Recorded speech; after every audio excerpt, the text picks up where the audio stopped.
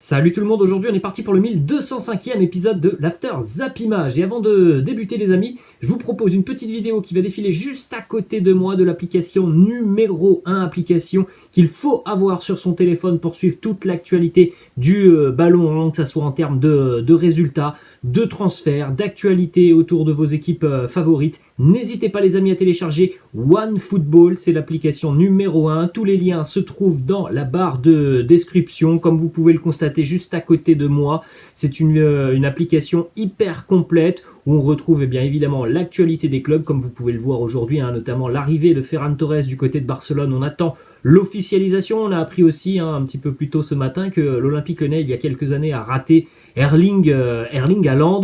Vous pouvez aussi glisser sur l'onglet vidéo et là vous allez pouvoir retrouver des vidéos qui ont été postées par les comptes Twitter des clubs. Ensuite vous pouvez aussi continuer sur l'onglet transfert où bon pour le moment on a beaucoup de rumeurs, mais pas encore de transfert officiel. Vous avez également la possibilité de regarder le calendrier de la journée avec une seule affiche. Ce soir en Première Ligue, Newcastle recevra Manchester United. Suite du Boxing Day demain, avec encore une fois quelques matchs reportés. Et puis autre option très sympa sur cette appli OneFootball, la possibilité de la personnaliser en ajoutant tout simplement votre équipe favorite, vos championnats et compétitions favorites, vos joueurs favoris pour être alertés de toutes les bonnes et dernières infos. Donc les amis, n'hésitez pas à télécharger OneFootball, tous les liens sont dans la description. On est donc parti pour le 1205e épisode de l'After Zappimage et on va donc prendre la direction de l'Angleterre où se jouait hier, lendemain de Noël, le fameux Boxing Day avec encore une fois,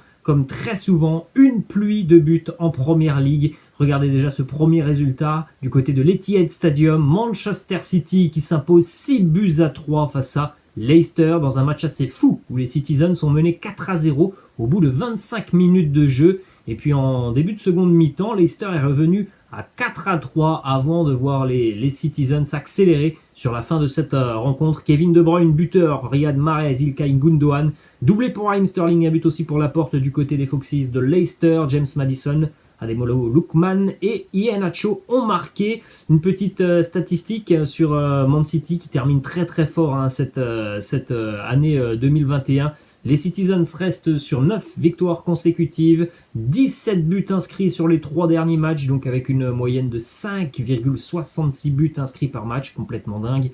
Et Manchester City, évidemment, met la pression aussi sur Liverpool, qui jouera un petit peu plus tard. Ensuite, une petite stat aussi sur Riyad Mahrez, qui a marqué 12 buts, toutes compétitions confondues cette saison avec les Sky Blues. C'est tout simplement plus que tout autre joueur des Citizens. L'Algérien, évidemment, va manquer le mois de janvier puisqu'il sera du côté de la sélection avec les Fennecs lors de la Coupe d'Afrique des Nations. Donc c'est une mauvaise nouvelle évidemment pour les Sky Blues qui vont perdre Riyad Mahrez vraisemblablement pour un petit mois de compétition avec les Fennecs. Ensuite, déclaration de Pep Guardiola sur cette rencontre complètement dingue hier. Il nous dit des montagnes russes. C'était un match typique du Boxing Day avec beaucoup de buts. Cette victoire est extrêmement importante. Nous allons nous reposer puis enchaîner avec la prochaine rencontre. Dans 3 jours, direction cette fois-ci Norwich où les Canaries ont été battus hier par Arsenal 5-0 pour les hommes de Mikel Arteta. Une nouvelle fois, un très bon Bukayo Saka, auteur d'un doublé, Kieran Tierney, Alexandre, Lacazette, buteur, et Emile Smith-Rowe ont marqué. Très nette victoire pour les Gunners qui ont outrageusement dominé cette rencontre et qui continuent leur très très bonne série. Quelques stats aussi sur Alexandre Lacazette qui est très en forme depuis quelques semaines maintenant, notamment depuis qu'il a beaucoup plus de temps de jeu, depuis aussi que Pierre-Emerick Aubameyang n'est pas là. Alexandre Lacazette s'éclate sur le terrain, buteur face à Southampton, passeur face à West Ham, passeur face à Leeds et buteur hier face à Norwich avec en prime une passe décisive. Une stat sur cette victoire 5-0 des Gunners. La victoire 5-0 d'Arsenal du côté de Norwich était la plus large victoire lors d'un match à l'extérieur de Première Ligue depuis 1999 et 2009. Donc une victoire 6-1, donc 5 buts d'écart à l'extérieur. C'est très très rare en PL. Ça n'était pas arrivé depuis 12 ans et 22 ans, puisque ça n'est arrivé que 2 fois dans l'histoire de la PL. Ensuite, autre statistique côté Gunners, 15 des 28 derniers buts inscrits par Arsenal en championnat l'ont été par des U21, en la personne notamment de Bukayo Saka, de Emile Smith-Rowe et de Gabriel Martinelli. On a des jeunes joueurs assez prometteurs du côté de l'effectif de Mikel Arteta. Autre résultat hier, la victoire de Brighton, ça fait du bien pour les Seagulls de Brighton qui s'imposent 2-0 face à Brentford avec notamment un but du Frenchie Neil Maupay, d'ailleurs très joli but pour Neil Maupay qui a marqué cette saison 44% des buts de Brighton en Première Ligue, 7 sur 16. Il y a seulement Teemu Pukki et Rafinha qui font mieux en Première Ligue. Teemu Pukki a marqué 63% des buts de Norwich en PL. En même temps, Norwich n'a pas beaucoup marqué cette saison, hein. C'est la pire attaque avec seulement 8 buts inscrits. Et Rafinha a marqué, lui, 8 buts sur les 18 de Leeds en PL. Autre résultat, la victoire des Spurs de Tottenham qui continue aussi à bien progresser. Depuis l'arrivée de Antonio Conte, les Spurs s'imposent hier dans un derby londonien face à Crystal Palace 3-0. Harry Kane, Lucas Moura, Heung-min Son, Wilfried Zaha a été expulsé en première mi-temps.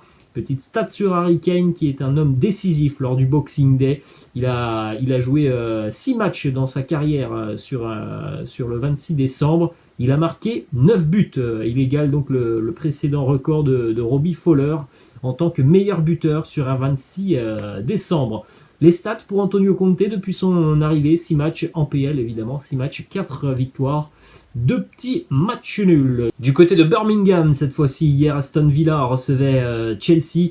Les Blues s'imposent 3-1, une victoire importante pour Chelsea qui a couru après le score et une victoire importante parce que les Blues sont en difficulté depuis quelques semaines, notamment dans le secteur défensif. Chelsea s'impose grâce à un doublé de pénalty de Jorginho plus un but de Romelu Lukaku. Malheureusement pour les Blues, encore des mauvaises nouvelles hier puisque N'Golo Kanté, qui faisait à peine son grand retour, a déjà rechuté, donc nouvelle blessure pour N'Golo Kanté, hein. Ça commence à faire beaucoup déjà depuis quelques mois pour Kanté physiquement qui a visiblement beaucoup de problèmes.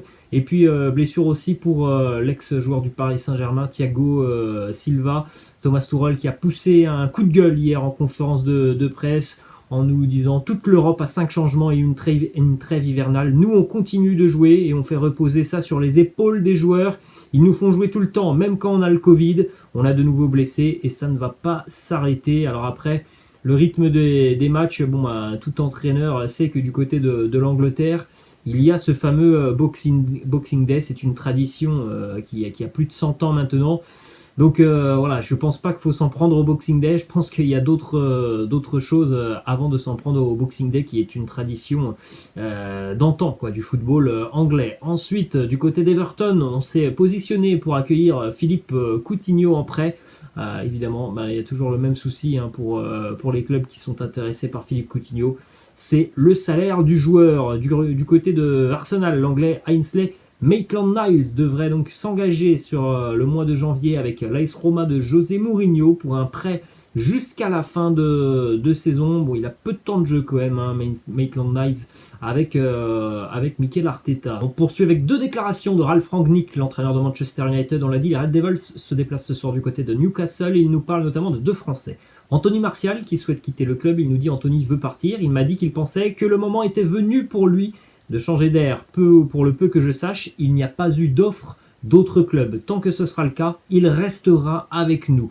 Ensuite, autre déclat de Ralf Rangnick sur Paul Pogba. Il nous dit pour l'instant, il doit se remettre en forme, en condition pour jouer. Je pense que cela prendra encore 2 semaines et d'ici là, je me concentre entièrement sur les joueurs qui sont disponibles et que je peux utiliser. Et ensuite, on a une petite information sur le 8e de finale de Champions League entre Manchester United et la Juventus. Cristiano qui va donc retrouver ses anciens coéquipiers. Cristiano qui est déjà prévenu puisque Leonardo Bonucci a annoncé: nous verrons ce qui se passera sur le terrain, mais Cristiano sait qu'il va recevoir des coups lors de ces deux rencontres.